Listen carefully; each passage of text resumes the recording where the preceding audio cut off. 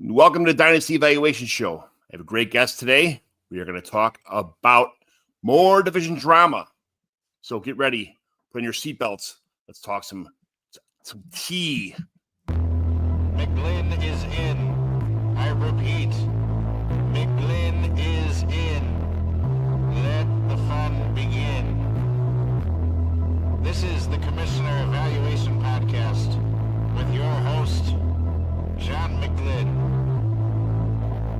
Is that Herms? He got them guests on the Rolodex, stopping by to talk about some Dynasty Superflex. Everybody, yo, commish is in. It's time to sit down to listen to John McGlynn. Yo, who we trading, who we fading, who we getting off the squad. Knowledge never overrated, playing for number one.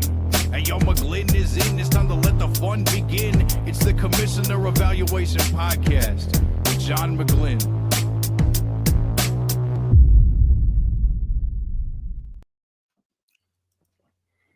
Dustin, my man. That intro goes hard, man. Yeah, I got to change it to Dynasty Evaluation instead of Commissioner Evaluation, but I like the song. I like the original situation that happened there. So I do like the beat. I like everything about it. I just got to change a couple things, but I rebranded. I used to be Commissioner Evaluation because I was a commissioner of so many Chicagoland home leagues. And then I think people thought this was nothing but a show about commissioner stuff. So they just, it just didn't get a lot of traction. So I rebranded a little bit. And now I talk about everything Dynasty. I talk about some redraft stuff during seasons, some injuries, and that waiver wire stuff. Then I switched to college C2C stuff in the off season, and now we're getting close to that post rookie draft season, getting into redraft season now. It's kind of almost some people call this a dead time, but it's just a great time to kind of like organize your nest, put yourself in a situation where you got, okay, now I absorbed all the information. I've heard the good, the bad, and the ugly about all these guys that have come out of college and what they're not going to do and what they're going to do and who's going to save the world and who's going to be a bust and blah, blah, blah. You take it all with a grain of salt. You put him on a depth chart and you say, okay, he's going to get this many targets. He's going to get this many rushes. This guy's worth a spot on my fantasy football team. This guy is not a redraft guy, but man, I'm keeping him for a year or two. He's going to be a major factor in this offense. So things like this are, for me, it's a great time to reorganize, regroup, reintroduce my this year's, kind of repave the streets, I guess I'll call it. The brand new shiny, in your neighborhood, your streets in your neighborhood get repaved and it's pretty black with yellow stripes in the middle. That's my new look on this year's fantasy football team. My dynasty leagues. I send out trades every day. I get all my stuff going, but they all get denied. Or 95% of them get denied because my trade offers are terrible. But it is what it is. So. Well, let's get you in here. Let's introduce yourself. Where can everybody find you? All that kind of stuff, Dustin. My name is Dustin Royer here. I am blessed to be jumping in with the Dynasty Rewind crew. Just dropped a revamped website, dynastyrewind.com. I'm going to be doing some player articles, podcasting, basically just jumping in with the mindset of a 3-down workhorse, and me and the guys are going to get together and see where it takes us, man. That's a good crew there. I'm in a C2C league with Bauer and all the guys from Dynasty Rewind. A lot of good guys there. Michael Bauer, I've talked to him every year at the Fantasy Football Expo in person. He has come out. Him and Kevin are supposed to be. This is my neighbor right across the street, one of my home league guys. McGlynn finally admits he sends out shitty trade offers. Never thought I'd see the day. Joe, you know damn well that I probably had the worst ones, but Joe denies it. This guy trades like once a year. That's kind of that. You send him. I could send him, 4 pots of gold for a pile of shit, and he'd still deny it. It doesn't matter. That's kind of how Joe works. Joe, I got tickets for the White Sox game tonight. In case you're interested, me, you, Brody, and Katie can go. So let's just. But anyway, let's talk fantasy football. My man. So. What we're doing today is we're going over the AFC South here. So I'm going to start with the Texans. We're going to go to Colts, Jacksonville Jaguars, Tennessee Titans, kind of go over all these teams, their depth charts. What we're doing here, like I just said, we repave the roads here, okay? So a lot of new additions to some of these teams, a lot of new faces, some guys, big losses on the offensive line, defensive line. But we're just going to talk about fantasy football aspect of this, okay? So we'll start with the Texans right now. Dustin, what about the Houston Texans do you think is what is the CJ Stroud had a major setback last year in all of his numbers anyway for fantasy football. People are pissed off. They say, oh, we saw his tape now. People know who he is. They know his tendencies. They know how to stop him. They know what he's looking for, blah, blah. What about the Texans? We can start with the quarterback, running back, wide receiver, tight ends, wherever you want to start in this one. There's no rhyme or rhythm. What we want to do is talk about the best players first and then kind of go down the line. So who on this team do you think is the best player for like kind of a redraft purposes, and B, for like who do you want to make sure you have in your dynasty teams on this team?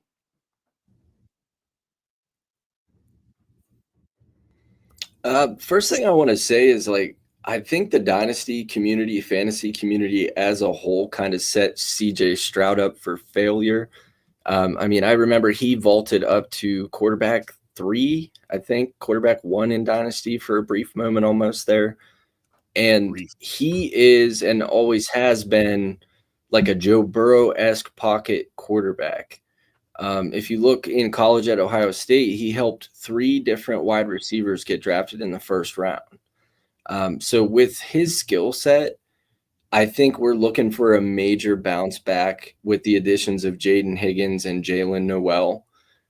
He's not going to be the best like decision maker when things are breaking down, but if you give him answers to the problems, he's gonna nail the test every time. So I was never like kind of a CJ Stroud guy. He kind of caught me off guard a little bit. Yeah, like you said, you had the Ohio State quarterback thing coming out, and never Ohio State quarterbacks don't really pan out. And not saying that he didn't pan out, because he killed it his rookie year. A little bit of a setback, sophomore slump, they call it a little bit. But I still would want him as my quarterback 2 on a fantasy football team. But I don't trust him as my quarterback 1. A lot of people got him in top 5, top 6. I think that he just has such a fluctuation in his numbers and what he does that I don't want to trust him as my number 1 quarterback. Is that fair to say that I wouldn't want CJ Stroud as my number 1 quarterback if I had a premier dynasty fantasy football lineup? Would you feel healthy drafting CJ Stroud as your quarterback 1 to start your new? If you had a startup dynasty league, would you feel comfortable putting CJ Stroud as your number 1 quarterback and the backbone of your dynasty fantasy football team? Probably not. Just from the situation standpoint, they're kind of in like stage 1 of setting him up to try to be a franchise quarterback. They just got the injection in with the young talent. But no, I mean, Stroud lacks rushing upside. Mm-hmm. He just doesn't, he doesn't have a game-breaking skill set like you need to really make your team stand out in Superflex. I'd argue that I would take Brock Purdy over CJ Stroud in a startup, actually. Wow. Yeah. That's bold. I like Purdy. Purdy's a slow and steady wins the race. He is the turtle. He's not flashy. He doesn't do anything crazy, but yeah, he's getting you numbers every week. And that's if you can have Brock Purdy as your quarterback 2 on a team and just get you that solid 22 to 25 points every week without a problem, just throwing the ball, not doing anything crazy, but he's not getting you a 7, and he's not getting, you're not getting a 55-point game from him either, that kind of stuff. But, hey, if you have a quarterback 2 and you're just looking for stability, yeah, I'd agree with that. I would 100% agree with that. You don't have the ups and downs kind of situation. Where would you draft Nico Collins? Is he, to me, I don't know why Nico Collins has never been like that guy, but people hold him on the pedestal as like wide receiver 3, or right. I mean, he's more like wide receiver 7, 8, kind of thing like that, which isn't that far down the road, but is Nico Collins that good? I mean, would you, again, what round do you draft Nico Collins in? Where's Nico Collins going in your startup drafts, I guess? What is the ADP on like a guy like Nico Collins for you? At what point in time you're going down the board and it's a snake draft, or I don't know if you do auctions all the time with that kind of stuff. Where does Nico Collins fit into your ADP? I'm actually pulling up the mock draft from last night that I did with Birdhouse Dynasty here. Give me 1 second, because we actually had a stop and talk about Nico Collins. So, yeah, the way I see Nico Collins is I just he's not Justin Jefferson. He's not in the top 5 or 6 receivers. I would actually trade him away. I would add something to Nico to get one of the top wide receivers for sure. I'd take Jamar Chase, Jefferson, CeeDee Lamb, Puka, Malik Neighbors, Brian Thomas Jr., Amon Ra. I take probably Drake London and Ladd McConkey, even Garrett Wilson kind of guys over him. Would you take AJ Brown or Nico Collins in a dynasty league? I guess we'll put it that way because that's a little bit closer. So just to clue you in here, Nico went as the wide receiver 7. At the 2-6. So we had Chase. I took Neighbors, Jefferson, Lamb, Puka, and then BTJ went before him. Now you said Nico Collins or AJ Brown or Ladd or AJ Brown? Yeah. I personally am all in on Ladd McConkey this year. Okay. I wish I would have pulled it up. I had a series of tweets. I went back and forth with somebody about AJ Brown, actually. And if you look amongst a few categories, Jamar Chase, AJ Brown, Ladd McConkey, he met or exceeded them in most of the metrics. I think it was like yards per game, yards per reception, target rate among rookies. I know he was number 1. I think he was like number 3 or 5. And it's the age factor between Ladd being younger and the Eagles' offense is so based on efficiency. Right. And most of what AJ Brown did last year was based on efficiency. But I will say from a pure NFL standpoint, PFF came out with their top 10 receivers just graded at an NFL level, and AJ Brown was still number 1. Yeah, he's unstoppable in man coverage. So let me ask you this, okay? You said you're a Ladd fan. Would you take Drake London over Nico Collins? So I have not been one to invest in the 6'3+, 210+ X receiver prototype, and that's just because almost all of them have a hamstring phase. And Nico Collins is currently in maybe on the other side of his hamstring phase. So I'm kind of fading him a little bit. I do really like Drake London. If you compartmentalize his season, like the first third and the second third of the season, he was like wide receiver 5, or maybe better than that. And he was looking like a league winner at a point, and it's the age factor again. He's going to be coming up on a contract, locked in with Penix also.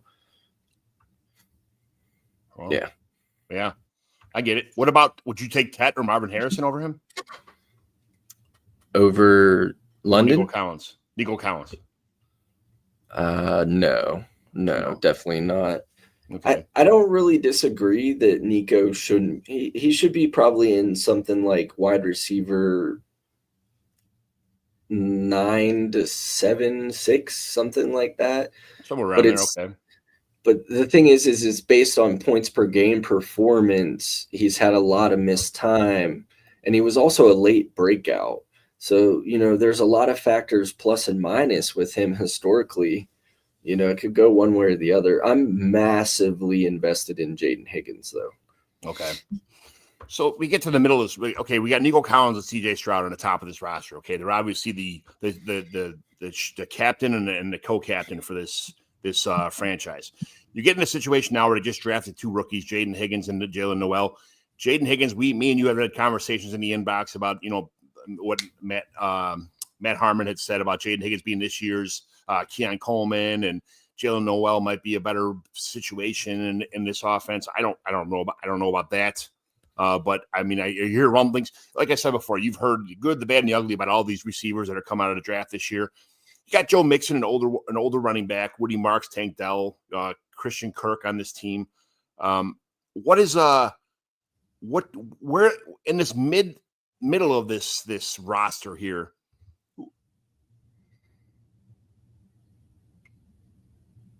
what you don't know can't hurt you right now. We want to get as many rookies as we can, just so if you have the space in your roster to import like the Jalen Noels or Jaden Higgins, of course you want to get them guys on your team if you can, because you get a free roll. It's a free dice roll. It's a 22-year-old kid that that came from a decent program and is a talented prospect. So Higgins and Noel, Joe Mixon, we've seen him do good things before. The offense, he did very well last year, but minus a couple injuries. But we're in the middle of this roster, the Higgins, Noel, Joe Mixon, Woody Marks, Tank Dell, kind of Christian Kirk area.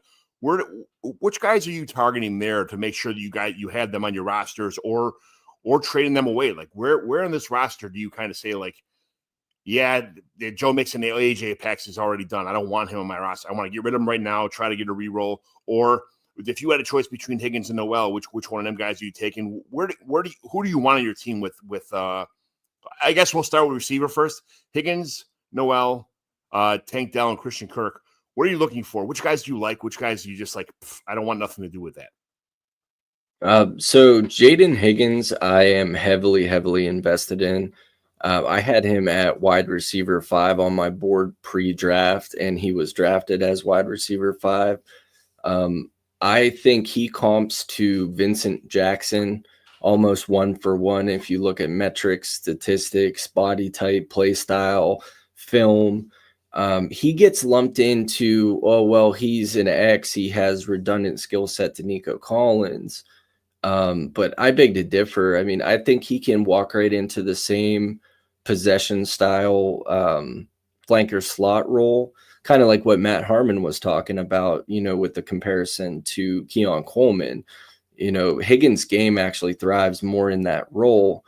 And then from the physical standpoint, he occupies space athletically, vertically, that nobody else can get to. It's like the Mike Evans factor. Like Mike Evans is a Hall of Famer. He's done all he's done. But one part of his game that will always translate is you just chuck the ball up there and nobody else is getting it, period. Yeah.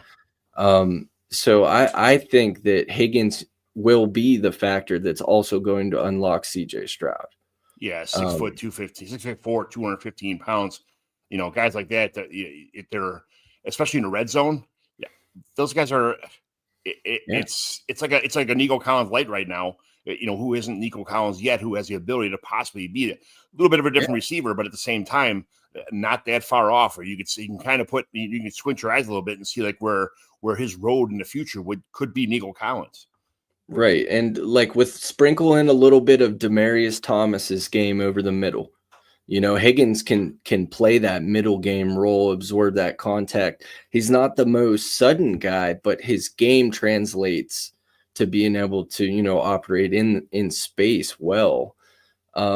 As far as the rest of the wide receivers, I know a lot of my friends and a lot of people I respect even had Noel above Higgins. I just think it's a matter for him of trudging his way out of the bottom of the depth chart. Yeah. I don't think Tank Dell probably ever plays football again. And if he does, I don't think he's going to be a fantasy football impactor, unfortunately. His injuries actually is one of the reasons I added 2.7 BMI to my evaluations on wide receivers. Because basically anybody below that threshold has like significantly more injury risk just physically in the NFL. And then Christian Kirk, I mean, he was a cut candidate that was traded for a 7th round pick. I don't believe that they anticipated Noel would be available in the 3rd round. Yeah. So I think him and Tank Dell are just zeros. And I don't think that this passing tree is as clogged up as people think. Dalton Schultz is a 0 in my opinion. So potentially by the end of the season, I think we're just going to see a poor man's replication of Jackson Smith and Jigba, Chris Olave, and Garrett Wilson. Yeah, tight ends are. It's funny you said that because Dalton Schultz is 0. Everybody had their Cade Stover moment. Like, well, Cade Stover's gonna be the guy. You have to get Cade Stover. What happened to Cade Stover? Are we ever going to see him pan out? Is it just something that's not going to happen? I mean, how long do you wait for a guy like him to how do you turn into a good tight end, or I don't think he's that kind of guy. But I mean, Brevin Jordan was another one, an athletic kid that everybody liked and just never really panned out either. I don't see the tight end being a real threat on this team, on this depth chart. Yeah, I agree. It seems I'm an Ohio State fan, lifer my whole life, and we just seem to have like a gadget role for the tight ends. They tend to be more H-back than tight end. So it just seems like a lot of those guys struggle to translate in the NFL. Like, obviously Ohio State guy, I forgot Cade Stover was in the league for about half a season until he popped up again last year. So, I mean, it's rough. Yeah, I mean, when people say like, yeah, he had an H-back role, it's a lot more blocking than his receiving, unfortunately. And that's just kind of what an H-back does. It's not, you're not looking at a guy who gets open. He's not a Mike Gesicki who doesn't block at all and does nothing but run routes. He's the opposite. Mm-hmm. It's almost less route running and more blocking. You're more of an offensive lineman than you are a wide receiver. So it does that sucks a little bit. But is there anybody? I mean, who on this team are you just absolutely? How do I say? Woody Marks Woody Marks is getting drafted in a lot of leagues late. Later guy, and there's so much Woody Marks talk. But sometimes people just write articles about players because they like them, they love them. 5'10", 208 is not that small of a guy. Woody Marks is a decent size, but what is Woody Marks to you? Is he? Do you think if Joe Mixon went down, Woody Marks would just take over this offense? I think so. I mean, Damian Pierce was a flash in the pan. I mean, technically they still have Dare Ogunbowale on the roster, I believe, but he's more of a special teams guy. Yeah. Circling back to Joe Mixon, I actually got out on Mixon last year. And I sold him for, I think it was a couple thirds and a couple fourths at the time. I had a lot of running back depth, and my league looked at me like I was crazy. But now that turned into a Bashal Tootin, a Jaden Blue, a Woody Marks, and a Brashard Smith. And I have 4 shots at a running back now. Woody Marks' receiving skill set, from purely like a fantasy football aspect, he could even just cut into Mixon's role 50-50 and start to show for fantasy football. Jagger May was on that from the very beginning. I think his rookie big board originally had Marks pretty high too. I think it's a matter of the depth of the class. It's pushing the draft capital back. And a lot of people don't have a genuine understanding of how skill sets and schemes fit together because there's so much movement in the NFL. Yeah. Right. But Marks, from a standpoint of what they're looking for, I mean, he has the ability to offer the same type of game that Mixon does, all around rushing, receiving. Mixon's never been the greatest efficiency guy, but he just plays. He batters his way into the end zone. He catches some passes. But he has chronic high ankle sprains.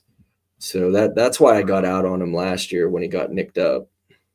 Does it matter that Woody Marks is already almost he'll be 25 when the season starts, or halfway a couple weeks in the season? I mean, by the time he hits AJ Pex, I would have been selling him anyways. Okay. I always walk into my dynasty leagues trying to look at it from like a 2 or 3 year window. Sure. I know a lot of people talk about that now. But it's so easy to lose hindsight. So last summer, I was able to sell Breece Hall and Michael Pittman for Justin Jefferson. And then you look back at that at the end of the year, and everybody thought I was like, oh, yeah, everybody would take that. But if you look at that point in time in Dynasty, Breece Hall was going as like a top 3 or 4 pick. He was the RB1. Michael Pittman was going to be the wide receiver 1. Anthony Richardson was a top 5 startup pick. And Justin Jefferson just had his rookie savior quarterback go down. And, oh, no, Sam Darnold, and it's you just have to capture those windows. So, like, we could look back from this running back class, the historic injury rates that didn't happen last year. We could look at the running back landscape in the NFL and not even recognize it. and that's well outside of these top, first, second round running backs that we're drafting in Dynasty. Yeah. Yes, that's absolutely. I'm a little bit more skeptical on Woody Marks than some people are. I understand the receiving skills for sure. I get it, but I've kind of been. I've been a Joe Mixon kind of guy for last couple of years, and I've gotten burned one year. I've gotten rewarded other years, but Joe Mixon is just somebody he's a polarizing player, and you have to understand. A couple thirds and a couple fourths. JT, my co-host, who's usually on the show, me and him are kind of in love with like late, mid thirds, late thirds, early fourths, because that's when you get these tight ends that kind of fell through the cracks, like the Harold Fannons this year and stuff like that. Guys who are to spend a year. God forbid if Njoku gets re-signed this year, like it's kind of rumorville right now, then Harold Fannin might be sitting for a couple of years. But I still like taking shots on those Theo Johnsons and guys like that who fall in the fourth round. Those are my guys, man. I'll do that in a heartbeat. But to trade him for Joe Mixon when he's still like the lead back for a year. So if I'm contending, I'm not making that trade. But if I'm kind of in a semi-rebuild, or I'm already stacked at running back, like you said you were, then yeah, those trades are acceptable. It's your team. You have a vision, and people are going to say like, why would you do that? Or I would never do that. Well, that's fine. You do your own team. I'll worry about me in 2 years from now when I got the ring and the championship, the little trophy next to my name on Sleeper. Then we'll talk about why I made that decision. So right now, you just got to roll the punches. To be completely transparent, also, I knew he was injured before they said he was injured. It was a sabotage trade. He was out for 3 weeks, and I knocked that team out of the playoffs. So there's that. That's awesome. That is absolutely awesome. All right, so as far as that goes, we kind of talked about the players that were injured. Anybody else on this team, like you said, Dario Ogumbuwanle, John Mechie that was the Twitter darling for a year and a half, 2 years. He got hurt. He had cancer. He had all the shit going on, and he came back from it. Just never really kind of got back on track, though. Justin Watson was somebody people talked about for a quick minute.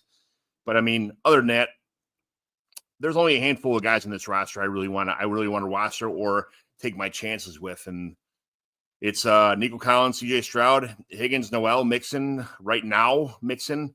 I think if Mixon blows up, and if the writing's on the wall halfway through the season that I'm not going to make the playoffs, the first chance I get to unload Joe Mixon, I'm going to do it. But if I'm still contending and Joe Mixon's on my roster, he's going down with the ship if we make it to the playoffs kind of thing. And those are the kind of decisions you have to make, unfortunately. They're hard to swallow, but you got to do that. You're not going to be able to trade him next year for nothing. You have to understand that. But, if you make the playoffs, he's somebody you want to have in your team. Until he hurts his ankle again in the playoffs, then you're in trouble. So, all right. So let's move to the Colts now. This is JT, my co-host, is a Colts season ticket holder. It would have been nice for him to be on here, but this is what you get when you sleep all day, JT. So we're going to talk about the Colts without you today. So JT, Jonathan Taylor, is the running back, the man. He's getting all the work on this team. There's a quarterback dilemma going on right now between Daniel Jones and Anthony Richardson and, that kind of stuff. So, and Riley Leonard from Let's Go Irish, Notre Dame, JT honestly believes that they like Riley Leonard more than they do Anthony Richardson at this point in time. He said that before. I'm not quoting him 100%, but he said that he's a local kid. All these teams got the local talents in Indiana. They got Riley Leonard, that kind of stuff. And they liked what they saw. And that Riley Leonard actually has a chance by the end of this year to be the starting quarterback for this team. I like Riley Leonard. I love his rushing ability. He fits the kind of mold with Daniel Jones, Anthony Richardson kind of feeling, but I don't think he's the long-term answer. He may be a couple week fill-in. What, as far as the quarterback's concerned, what's going to happen this year? Can you tell me, give me the Indianapolis Colts quarterback situation in 2025, 2026? Got it. So I was a big AR stan last year, just coming from the aspect of, like we were saying, game-breaking skill set, nuclear. We've seen him score 45, almost 50 points in a game. He kind of got set up for failure last year. He's never had a normal offseason. He came off being drafted. Then he last year came off of rotator cuff surgery. Mm-hmm. And I'd say 9.5 out of 10 of the conversations you hear about Anthony Richardson, nobody talks about that. And I understand his accuracy was bad, his numbers didn't look great, but to not bring that up within the conversation, I don't think is really fair to him. Yeah. But the Indianapolis Colts, I think, did themselves about the most justice they could have. Danny Dimes fits their offense to a T. He's like a check down over the middle merchant, and they just drafted Tyler Warren. I believe that Josh Downs is going to be the wide receiver 1 there. And again, like his skill set's over the middle. He was in college with Drake May also. So if any wide receiver is prepared for a mobile QB that likes to sling it down the field, obviously Drake May is kind of another level. But the only 2 QBs compared to Josh Allen in the player profiler database is AR and Drake May, so I think basically Danny Dimes would offer us the floor for the offense and probably just a smidge of upside for the wide receivers. But if Anthony Richardson can really step up in his 3rd year, which this is insane to me. It took the Bills 3 years to get Josh Allen a mechanics coach. He was a top 1st-round pick. They knew he was developmental. Anthony Richardson starts like 7 games his whole career. He's a top pick. He comes in. Now we're at year 3. He's been benched. They brought in a quarterback to compete with him. And now finally the team brought in the same mechanics coach that helped Josh Allen. Yeah. That is a thing about the NFL right now that just absolutely boggles my mind. They just throw these boys in the cooker and then they're like, maybe we'll help you now. Yeah. But coaches are fighting for their jobs. They don't really. They want you to come to the NFL with a skill set that they can use and mold into their system. You see a lot of coaches now are using more of a college kind of like oriented offense to make the transition a little bit easier. It's not so much, hey, you're in the NFL now, you got to learn to play under my system. You got to learn this and that. They're trying to tailor make it for these players coming out of college to be able to understand the game a little better. And it's unfortunately. The transition sometimes is not as easy as for sure not as easy as any of us would even think like what goes on in the NFL, but it just sometimes it doesn't just translate to these guys. And I don't know what's going to happen with this offense. I feel like all 3 of these guys are like 1-year wonders, and then next year they're going to move on to somebody else. So I'm not really putting any investment in Anthony Richardson, Daniel Jones, rushing ability. But how many times do you think they're going to throw the ball every game with Daniel Jones as a quarterback anyway? Yeah. I guess for me, sorry, go ahead. He's going to run. Jonathan Taylor's going to run. They're going to try to hand the ball off as much as they possibly can to anybody else. I mean, it's really who's next on the depth chart here. Got Khalil Herbert. DJ Giddens is they just drafted him from Kansas State, but I'm not sure he's as. It's going to be the Jonathan Taylor show. We all know that. Yeah. So Giddens is just more of like a 1B slasher type guy to kind of come in and hit an explosive play maybe every once in a while type thing. Mm-hmm. My take on Danny Jones, though, is more of you can basically grab him for free in a startup or a trade nothing for him. And then he's one of those QBs where he starts, you flip him. He starts and you flip him immediately. And then I guess just from the skill player standpoint with the Colts, there's continuity between the 3 quarterbacks. They all have basically the same skill set. Even if they're both limited to an extent, at least they don't have to change the playbook between the 2 of them. Sure. So. When you talk about Daniel Jones, you're looking at like round 13 where he's getting drafted at. When you say free, that's for a quarterback in Superflex, that's pretty much free. You don't get better than round 13 for a quarterback, especially when you got a 12-team Dynasty Superflex and you're looking at long term. Round 13 for a quarterback is a pretty damn good buy, especially with someone who we've seen fantasy production from Daniel Jones in the past before. So, the funny thing is, probably like you had said before, Josh Downs will be number 1 receiver. Michael Pittman is, I don't know, he's gonna have to find his way at some point in time. But Alec Pierce is just he fits so well with Anthony Richardson. He was that guy who just made things happen. You saw him take the, Richardson would run around and he kind of make things happen. You see the field, and then boom, it was Alec Pierce down the field making a lot of big plays. He had some pretty damn good games. He's definitely a best ball guy for sure. I'm not a big best ball guy, but if I was in a best ball league, Alec Pierce would be somebody I'd be targeting for sure in a heartbeat. So where else on this depth chart are you looking for value? Because we know Tyler Warren got drafted there at the tight end spot, but then there's nothing. Albert O, who I liked Albert O back in the day. Will Mallory, Jelani Woods, guys like that. But it's going to be just the Tyler Warren will be on the field probably 95% of the offensive snaps. But Josh Downs, what are you doing with Michael Pittman right now? Because a lot of people spent so much to get Michael Pittman a couple of years ago, and now you have to sell him for almost peanuts now because he's not doing anything. He's going to reinvent his game a little bit. He's a lot of offseason talk about how he's practicing a different way and he's doing this and he's doing that. What do you do with Michael Pittman? I think Michael Pittman's one of those assets. I'm a big believer in churning the bottom of my roster. Mm-hmm. I don't really believe in roster cloggers, but Pittman's somebody I would probably hold because the value on my roster, if he performs, well exceeds what you can trade him for. Yes. He's one of those players I want this for him. You're not going to pay it. You want to buy him for this and I'm not giving him up for that. But even just a contingent value, say Josh Downs is the one, he's the 1B now, maybe taking a little bit of a back seat. Josh Downs has an injury history himself, yep. So he could be a guy where, again, you plug him in at a flex or a wide receiver 3, wins you a couple weeks, and then you flip him, and maybe you get one of these rookie receivers that was drafted in the second round that's not performing great. Say Jaden Higgins comes out the door and he's not doing great the first 4 games. Pittman has a blow-up week, but he took a big hit over the middle, and we know he has a back injury. He's one of those players you want to wait for that spike in value to at least get back to where you invested, or maybe just a little bit before, and then get a little younger, hopefully. Yeah.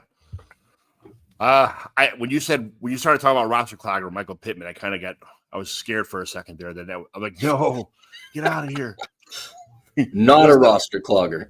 Hold him. Way. But yeah, no, I get it. Well, the Colts depth chart is kind of something that I'm shying away from almost everybody except for Jonathan Taylor. And at the same time, I'm not even a big JT fan, to be honest with you. In a tight end premium, or even a regular, tight end situation, of course I want Tyler Warren. We all saw what he did in college, but again, is he just a 1-year wonder? He was the entire offense for a year, but at the same time, how much of that is going to translate to the NFL? He won't be the number one guy at wide receiver, or will he? Is he going to be the number one receiver over Josh Downs, Michael Pittman, and possibly Alec Pierce for these downfield, receptions? I don't know. I like Tyler Warren, but there's buyer beware with him for sure, 100%.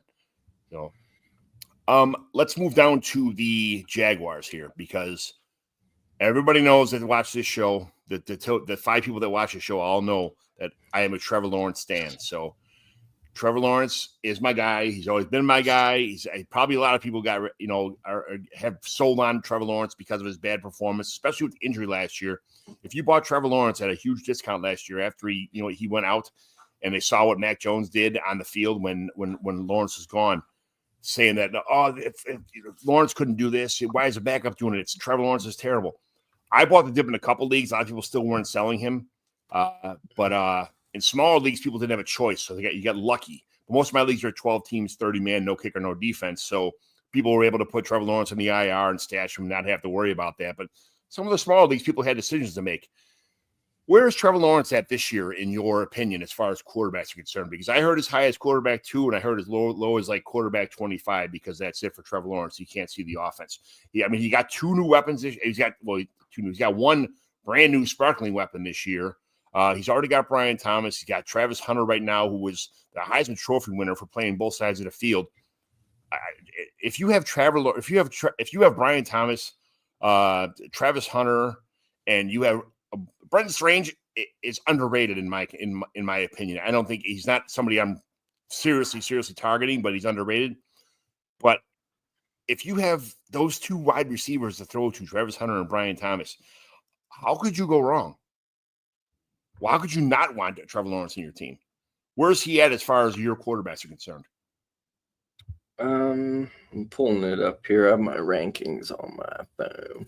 So he's kind of coming in. For me, it pretty much lines up with ADP where it stands at the moment. Like after Justin Herbert, Drake May, Caleb Williams, CJ Stroud, like I said, a little iffy on. Bo Nix, Brock Purdy. And then I would have him above like the JJ McCarthy's, the Cam Wards, the Kyler Murray's, Baker Penix. Like you said, just from the offensive standpoint, the track record with Liam Cohen and what he has done with pocket quarterbacks. And like you said, how can you go wrong with BTJ and Travis Hunter? Even if you're like me and believe that Hunter is going to be the 1A and BTJ is going to be the 1B, I can't really think of two complementary players that plug and play into that offense any better. You know, I'm taking Trevor Lawrence above CJ Stroud. I'm taking him above Kyler Murray. I'm taking him above Brock Purdy. I'm taking him above Penix. I'm taking him above Jordan Love. That kind of stuff. I don't really. He's a quarterback one for me. Maybe he's not in the top, the golden 5 or the golden 7, whatever, that kind of stuff. But he's still a quarterback one for me for sure, in my eyes anyway. Yeah. Once you get outside of any of the QBs with rushing ability, when you're looking at just pure pocket QB ones, I mean, you have to put Lawrence on the list. I just caution myself because it seems like we're still holding on to the golden boy who was this generational prospect, etc. But he hasn't really proven it on the field, be it injury or coaching, or sometimes I feel like he just maybe doesn't have the fastest processing. He just seems to always be about a half a tick off. But I think the Cohen offense is going to take care of that because it's more of a point and shoot, less of a progression style offense. You know, that's what helped Baker Mayfield turn it around too. There's questions to be asked about Trevor Lawrence. There's no questions to be asked about probably Travis Hunter or Brian Thomas. The biggest questions on this team is the running back situation because, man, if you read Twitter or if you listen to a bunch of podcasts and all this, it's, Tank Bigsby's going to be gone. They're going to trade Travis Etienne. Bryce Tootin will be the new everything, the sparking new tool. I'm a big LaQuinte Allen fan. Like, I'm really not sure, like, what is this off? What do you do with this offensive running back? Who do you want on your team? Who are you trying to get rid of? And who's kind of a hold out of the running back room in Jacksonville? That's my biggest question this offseason. So I have 0 Travis Etienne shares across the board. I was big in on Tank Bigsby last year. I try not to be a dick about it, but Travis Etienne is just not good at football. I mean, his efficiency metrics are terrible. I think he rated 53rd in true yards per carry and 30th in opportunity share last year. Yeah. Tank Bigsby came on. He was just barely above replacement level, but he took Etienne's job even before Lawrence got hurt and the offense fell apart. And going into it, people were talking about Etienne. The coaching staff itself didn't have their guy. And with the way Cohen spoke about Bucky last year, he said, this guy runs the ball the way that I want it to be run in my offense. Mm-hmm. So I knew that they were going to be taking somebody in this draft. So I have some Bigsby shares that I'm holding on to. But Tootin is my number 1 rostered rookie running back up there with Trevor Etienne. I have 5 out of 10 teams. And the only reason I have so much Etienne is because he was free on waivers because Sleeper ADP had him at 9999. Yeah. But yeah, I'm a big Tootin stan. I was like real big on him. Last year, actually, one of my biggest talking points was 12 formation utilization in the NFL, larger offensive linemen, was going to make these smaller running backs more viable because their burst, for me, burst is the most important thing from a running back. You add smaller, quicker running backs to bigger holes, bigger linemen, and now you see, you know, these explosives in the run game might as well be 40-yard bombs down the field. Yeah. And that's where a guy like Tootin comes in for me. Man, he killed at the combine with his score, all of his really all his metrics he had. He was, absolutely killed at the combine. So we know he's a physical freak. You know, he's one of those guys for sure. I just think that I'm going to give Travis Etienne another chance if he doesn't get traded. I don't think he's going to get traded. I really don't. I feel like he's got an opportunity to steal this job back and be the man. I mean, some people don't like him at all, but this is one of the most cloudy backfields in my mind, like in the entire NFL, because there's a lot of guys who can catch the ball in this backfield, and that scares me when you have a lot of guys doing the same thing. So Joe says, find someone that looks at you like John looks at JT and Josh Allen. Well, it's. It's good stuff. He likes handsome quarterbacks. I mean, come on. Does. Josh Allen got married last weekend, so his girlfriend, she stole my man. So, but this running back room, it's hard to figure. There's no way to kind of go and pound the hammer for your guy on this team and say this guy's going to be it, because this is going to be a combination of a lot until the injuries create a situation, or you never know. I mean, you got the offensive coordinator for Tampa Bay last year or the coach for Tampa Bay last year on this team, as the head coach on this team, as the offensive coordinator last year from Tampa Bay. And look at the things he did in Tampa Bay. So you never know what's going to happen with this offense, and who saw the breakout that was happening with Baker Mayfield last year or so, last 2 years. So I don't know what's going to happen here. I'm excited for it, but at the same time, I'm kind of walking on eggshells with all the running backs on this entire roster. So what are you doing with Brenton Strange? I had been stashing Brenton Strange again since last offseason. I saw kind of ahead of all the changes that were going to be going on in Jacksonville. I was pretty dead set on Ingram getting cut when you looked at the cap situation. So Strange to me is whenever you see a holdover investment from a previous regime, that tells me something. And they scouted him so hard that they ended up drafting Parker Washington also. So, I mean, that just really does tell me how invested they were in him initially. And going into the Cohen offense, they use a true Y tight end. So Strange can block on the end of the line. He can run the routes. He's physical. And he showed in spurts that he's capable of, absorbing higher target share, a lot of receptions, that kind of thing. With Lawrence's game, the one thing I worried about is the downfield action, the difference between the targets. So like in the Cohen offense, Mike Evans was getting about 7.1 targets a game. Last year, BTJ was getting about 6.7 targets a game in the X role before Trevor Lawrence got hurt.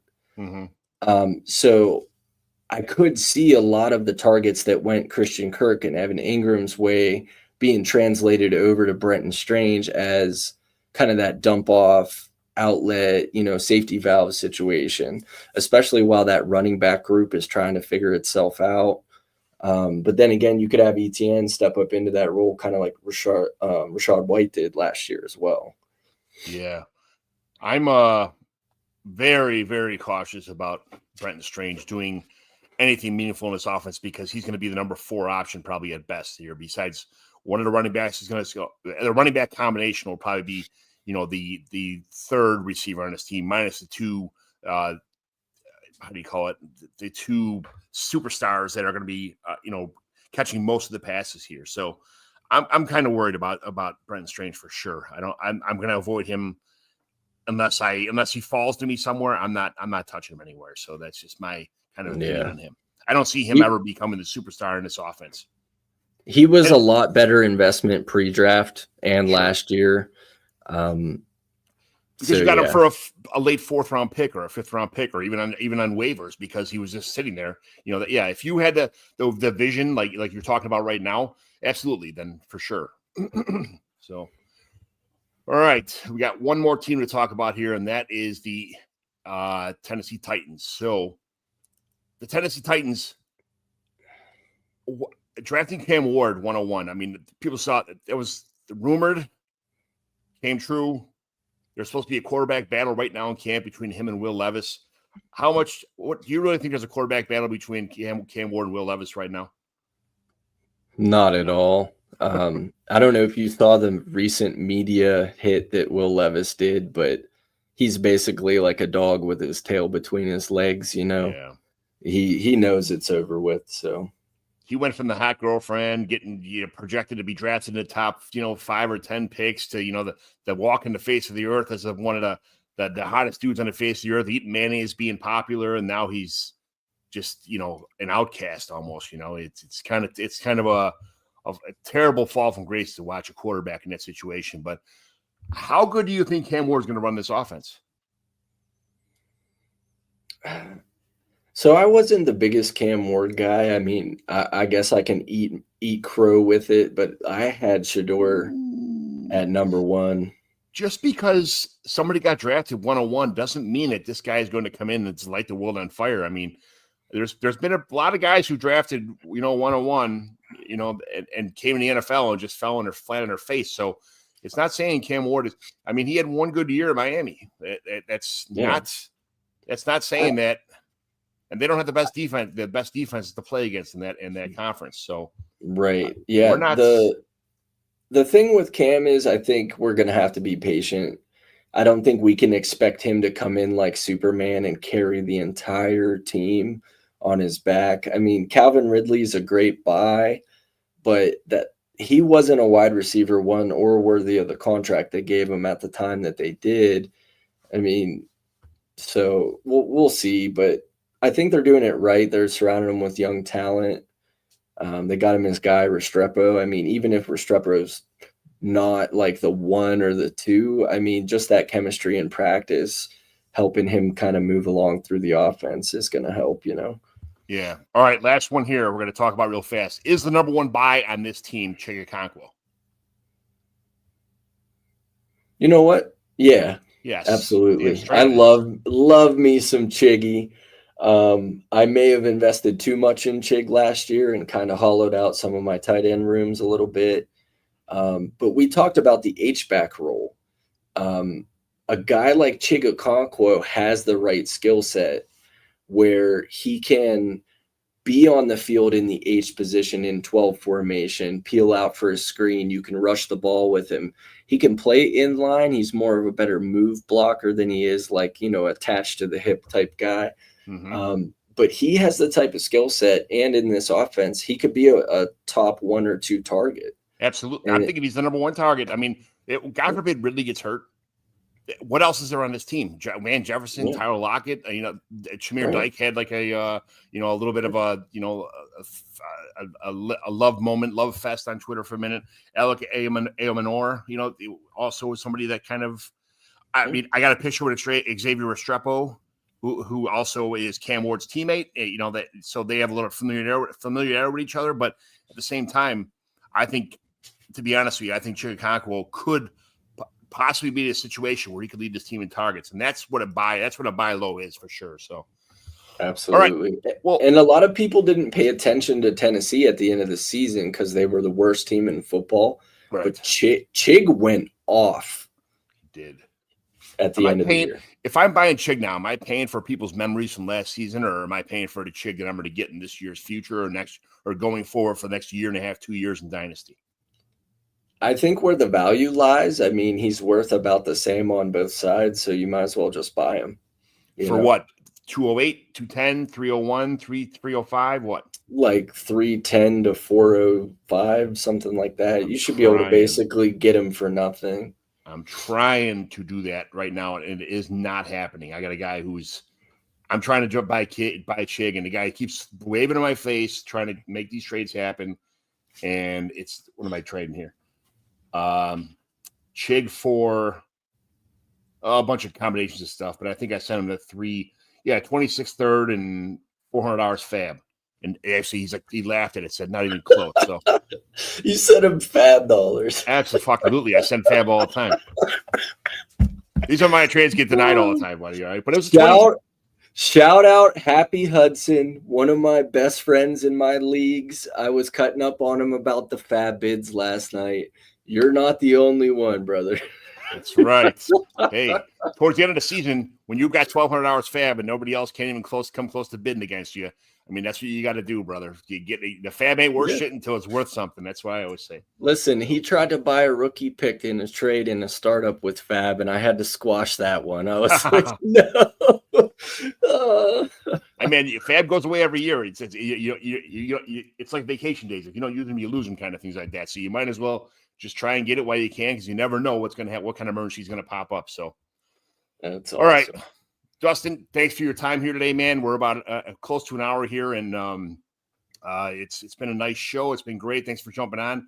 Hopefully we can collab a little bit, in the future for sure together. But where can everybody find you at? What's going on? All the stuff you got going on. You got a kind of new home there. I see you're this awesome new, X picture of you. What's going on, man?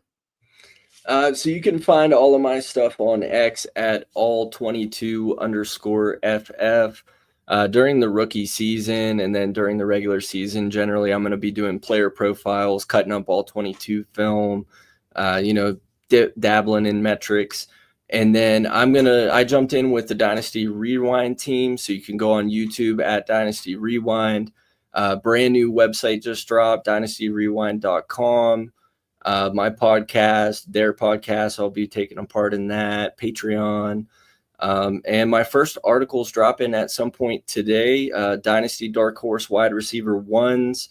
And we're going to start off with Devontae Adams to kick it off here. So I love it. Devontae's my guy. For sure. I see him giving all those tips out to Puka in practice, watching all the films of him showing Puka. And it's like, yes, this is so cool. Just makes Puka a better player, but he's my highest roster Dynasty player, 7 out of 10 teams. So I put my money where my mouth is, man. That's absolutely. Joe Castman, great show, gents. Absolutely. Well, thank you very much to John McGlynn. You can find me on X JohnMcGlynn75, Dynasty Evaluation YouTube channel. I'd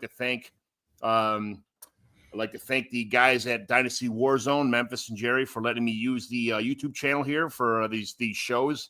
And we will figure it out from there. But guys, thank you very much for watching Dynasty Evaluation. I'll talk to you later. See you next week.